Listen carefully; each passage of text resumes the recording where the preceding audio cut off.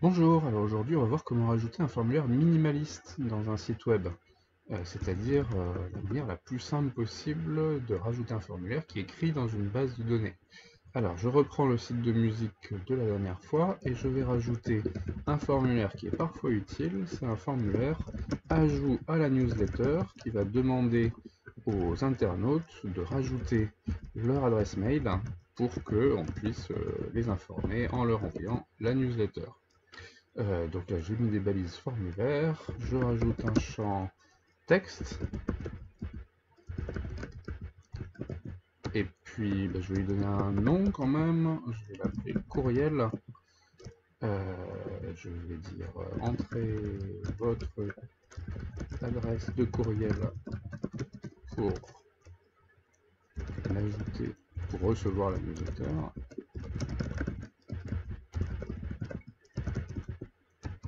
Et qu'est-ce qu'on va mettre d'autre? Un petit champ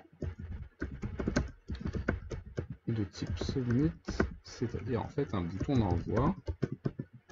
Envoyer mon adresse de courriel. Bon, en situation réelle, dans ces cas, il faudra mettre une petite mention sur le RGPD, le Règlement Général de Protection des Données, pour dire que vous aurez un droit d'accès de rectification à vos données personnelles. En particulier, vous pourrez supprimer votre adresse de courriel si vous le souhaitez. Alors, est-ce que ça suffit ça? Pas tout à fait. On a quelque chose à prévoir de plus. J'ai préchargé une page de documentation sur les formulaires. Vous voyez que la balise form elle a plusieurs attributs, et donc en particulier un attribut action qui va dire quelle page va être visitée une fois que le formulaire aura été envoyé. Et donc là, ce que je vous propose, c'est de rediriger vers une autre page qui va nous dire juste l'adresse de courriel a bien été ajoutée, et puis qui va justement ajouter l'adresse dans la base. Donc on va l'appeler ajout courriel. Ça sera forcément une page PHP, puisqu'elle devra contenir du code PHP qui envoie l'adresse de courriel dans la base.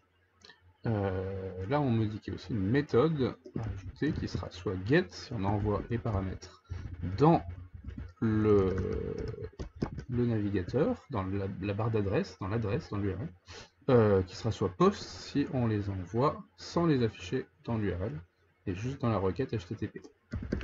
On va le faire en get pour voir ce qui se passe. Eh bien, allons-y, j'ai chargé exemple, et donc je suis prêt à aller voir ce qui se passe dans localhost /site musique pour voir si tout cela fonctionne. Alors, ajouter newsletter, c'est bien tout en bas. Si je rajoute mon adresse UPEM, que se passe-t-il? Alors, évidemment, la page n'a pas été trouvée puisque arjoutcourriel.php n'existe pas, mais vous voyez que l'adresse est bien envoyée en get dans l'URL.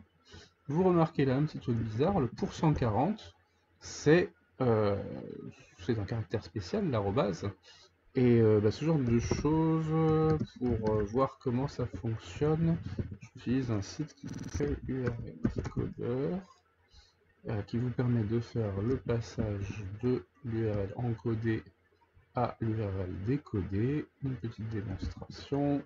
Si vous voulez décoder ça, vous voyez que ça donne une arrobase ici. Évidemment, vous pouvez inverser ici en cliquant, non pardon, où est-ce qu'on inverse? En cliquant sur encode à la place de decode, là sur URL encoder. Si vous faites des caractères spéciaux, eh bien, vous verrez que en les encodant, ça se transforme en des choses qui commencent par des pourcents. Bref, il nous faut maintenant créer la page qui va s'appeler... l'autre je l'avais nommé avec un underscore connexion base, donc je vais peut-être le faire aussi avec un underscore. Ajout courriel.php. Et puis ici je vais modifier du coup ajout underscore courriel.php. J'ai ma page ici. Alors écoutez, je vais reprendre le doctype du site de musique. Tiens, je vais aller jusqu'à là, le include connexion base.php pour avoir la connexion à la base de données que j'avais déjà programmée, je vous rappelle. pour éviter d'avoir le login et le mot de passe à l'intérieur de mon fichier PHP, qui se connecte à la base de données et qui fait le reste du travail. Et je vais récupérer aussi la fin de mon code, /body/html. Pourquoi il me colore mal? Parce que j'ai pas fermé ma balise PHP. Et donc, là, on va pouvoir mettre ajout à la newsletter en titre. Et puis, on aimerait mettre un message, vous avez bien, votre adresse de courriel a bien été ajoutée à la newsletter.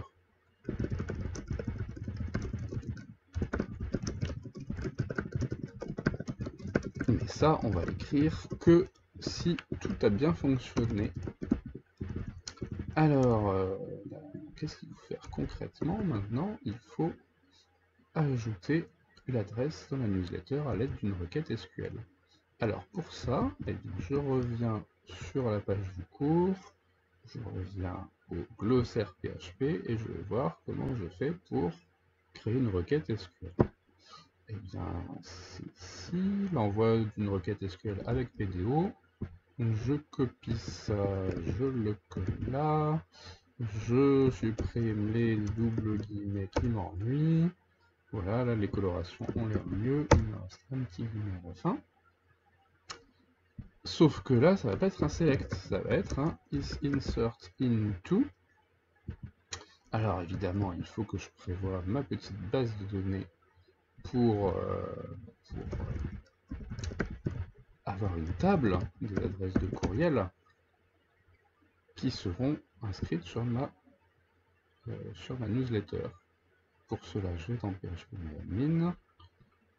On va peut-être pas faire une nouvelle base de données, on a notre site de musique qui est ici.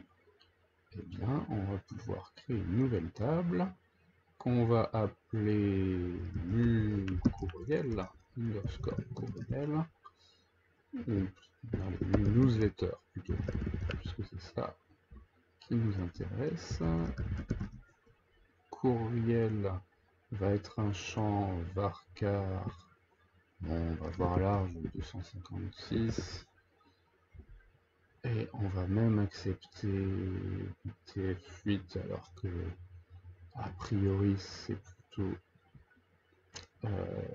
des caractères qui ne sont pas particuliers dans les adresses mail, mais sait-on jamais. On va peut-être quand même rajouter une clé primaire, donc ID courriel. Ouais, ça fait quand même beaucoup de personnes. Si je mets int 11, allez, disons qu'on va faire un petit site avec pas plus de 100 000 personnes. Et donc ça, je vais le mettre en auto-increment, en clé primaire. Et je pense que je peux me lancer sur la création de la table newsletter. Ok. Donc ce que j'ai envie de faire quand j'insère une adresse mail, c'est juste de rajouter une ligne et les valeurs dans ce champ courriel. Donc insert into newsletter. Et bien écoutez, j'ai peut-être un petit trou de mémoire sur mon insert into. Auquel cas, je reviens ici, je vais chercher les documents sur le langage SQL. Aide-mémoire SQL, allons-y. Insert into nom de la table, entre parenthèses, le nom des colonnes ou de la colonne, séparé par des virgules. Eh bien, allons-y, entre parenthèses, le nom de la colonne, c'est courriel. Il n'y en a qu'une seule, puisque l'ID courriel va se remplir tout seul, il est en auto-increment. On prendra la dernière valeur rentrée plus 1, ou plutôt la valeur maximum atteinte à ce jour plus 1. Et donc, voilà, values, parenthèse. Et alors là, justement, on va utiliser la spécificité de PDO qui est de dire, on ne va pas concaténer directement la valeur qui nous intéresse à l'intérieur, on va plutôt mettre deux points courriel, et c'est en préparant la requête qu'on va remplir ce qu'on va mettre ici à l'intérieur. Alors, là on prépare la requête avant l'envoi, et c'est quand on l'exécute que on va remplir ce qu'on met à l'intérieur. Alors, Là, dans l'exemple que je vous ai donné, vous n'avez pas ce moyen de compléter la requête avec des données qui viennent d'ailleurs. Déjà, je vais vous montrer vers quoi on s'oriente. Donc, si je vais sur la documentation de PDO, allez, exécute une requête. Ce qu'il nous raconte ici. On passe aux exemples.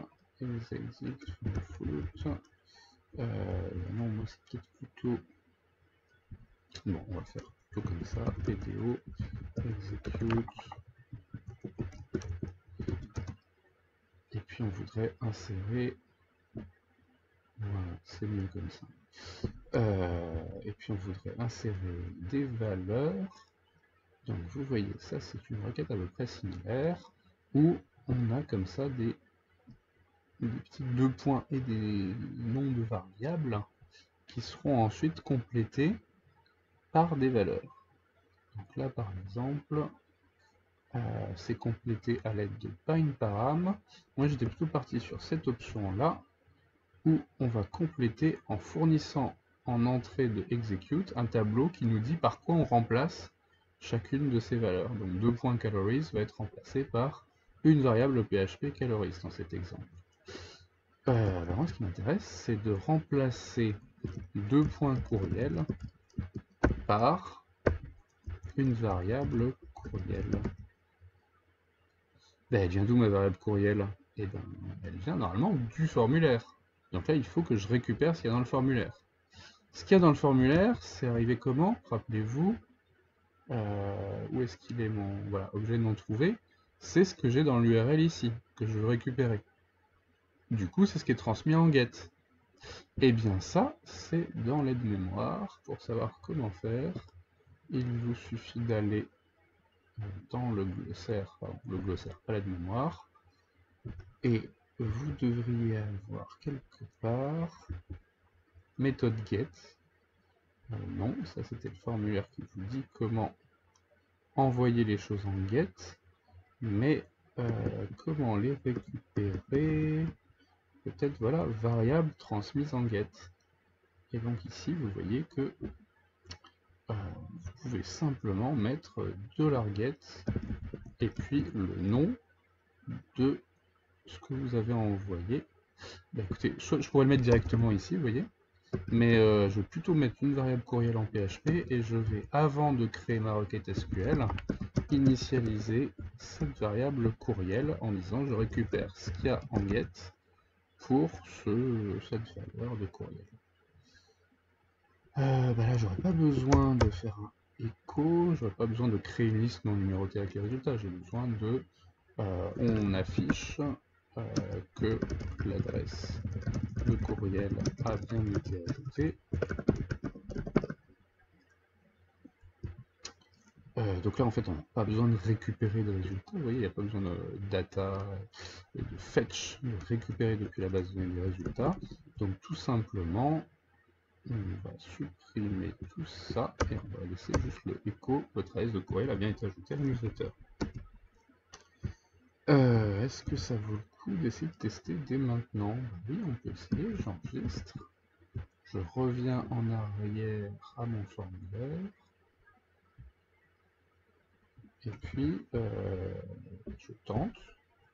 Et l'adresse de courriel, il n'a pas trouvé. Ah oui, parce que je n'ai pas réactualisé pour qu'il prenne le nouveau nom de la page PHP qui, je vous le rappelle, était ajout underscore courriel. Pas comme je l'avais mis au début, ajout courriel avec un C majuscule. Alors, on me dit qu'il n'y a pas le bon nombre de variables. Du coup, ça n'a probablement pas été ajouté. En effet, newsletter, rien n'a été ajouté. Alors, on regarde de quelle ligne? Ligne 18. On est bien ici. Et donc là, pourtant, j'ai bien mis une variable ici de point courriel.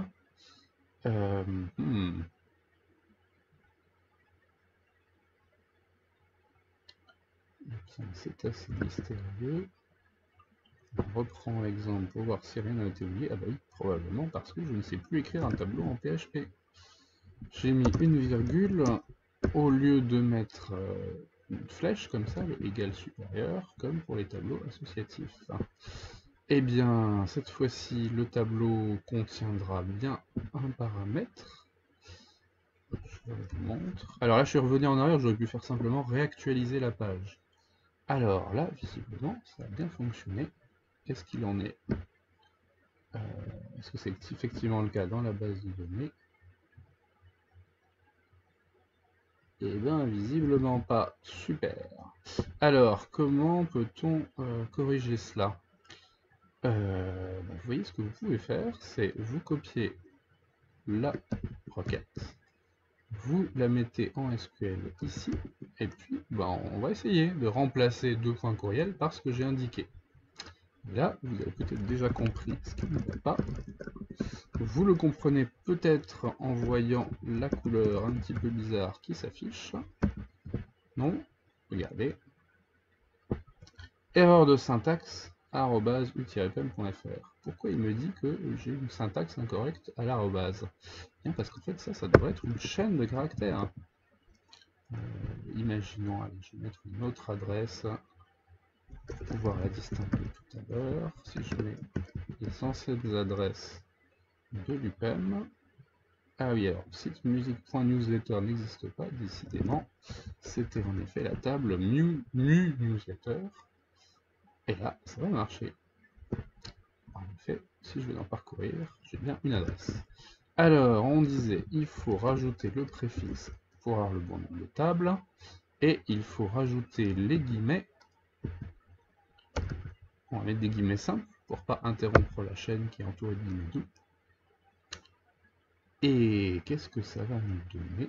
Si j'enregistre ça, que je reviens à mon site web de musique, j'ai la bonne adresse avec le courriel en URL, je réactualise, et je vais voir dans la base de données, parcourir.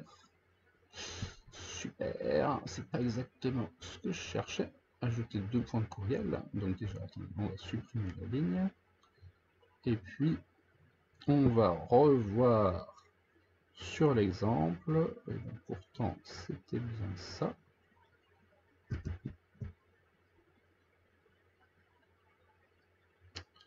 Peut-être que plutôt que faire ça, il faudrait...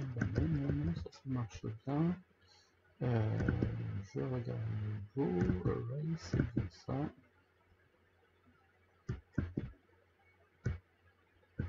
Execute, ouais.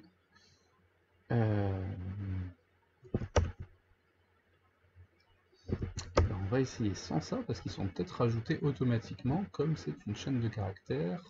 Ici, on tente le coup. Là, je réactualise. Il n'y a pas de problème. Et quand je fais parcourir, et bien voilà, ça a bien été ajouté. Marqué qu'il n'y a pas d'identifiant 2 parce qu'on est passé direct au troisième. Donc voilà, PDO a bien compris tout seul que c'était une chaîne de caractères et il a rajouté tout seul les petits guillemets autour pour transmettre la requête SQL correctement formée. Petite dernière chose que vous pourriez rajouter, imaginez que quelqu'un arrive directement à cette adresse-là et la visite, sans rajouter le petit paramètre. Et bien là, il y a un message d'erreur qui apparaît, et donc peut-être qu'il faudrait détecter cette erreur. Ça, on peut le faire avec une fonction PHP qui s'appelle isSet, pour savoir si la variable $getCourriel existe vraiment. Est-ce que courriel a bien été transmis en get? Donc c'est ce que je vous conseillerais à partir de maintenant de faire quand vous transmettez des informations en get que vous récupérez dans une page web. Vérifiez que les variables existent vraiment. Désolé, je ne connais pas encore le raccourci pour indenter mon code. Mais voilà, j'ai fait les petits décalages à la main. Et si cette fois-ci je réessaye, j'ai pas de message d'erreur. On pourrait même mettre un else si jamais la variable get, $_get n'existe pas. On va mettre un petit écho, merci de préciser une adresse de courriel à ajouter pour recevoir la newsletter. Et puis là quand même on va penser à quelque chose qui est un lien de retour à la page précédente. Et donc un lien index.php retour au site de musique. Alors, qu'est-ce que j'ai oublié? J'ai oublié un point virgule ici. Ouh là là. Et bah oui, je suis dans du PHP, donc il n'aime pas forcément ce truc-là en PHP. Il faut que je le mette dans ma partie HTML. Et ce serait mieux de mettre un petit retour à la ligne avant.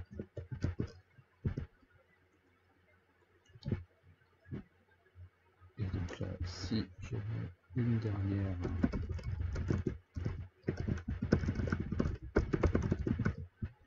Ou tiens, si je mets rien du tout, il m'envoie... Ouh, il aura ajouté une chaîne vide. Bon, peut-être détecter ça aussi. If is set end get courriel, on va dire que c'est différent de la chaîne vide.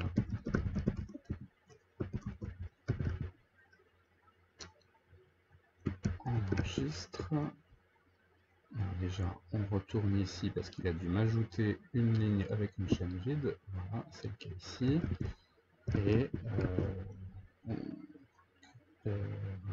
cette page-là, si on réessaye, voilà, il me demande de préciser une adresse de courriel. Et par contre, si je mets une adresse de courriel existante, voilà, ça a bien été ajouté. Et on le voit ici. En effet. Donc voilà, en quelques lignes de PHP, une dizaine. Et puis avec votre formulaire, oups, que je viens de fermer, en HTML, vous avez réussi à ajouter des informations dans la base de données. Bien sûr, vous pouvez étendre ce code en rajoutant d'autres informations dans la base de données. Ici, il vous suffira de rajouter davantage de variables au moment où vous exécutez la requête, et puis ici d'ajouter davantage de valeurs et de variables et de champs dans la table que vous voulez remplir. Évidemment, vous pouvez aussi faire des requêtes update pour mettre à jour votre base de données, en rajoutant un where derrière pour dire ce que vous voulez modifier.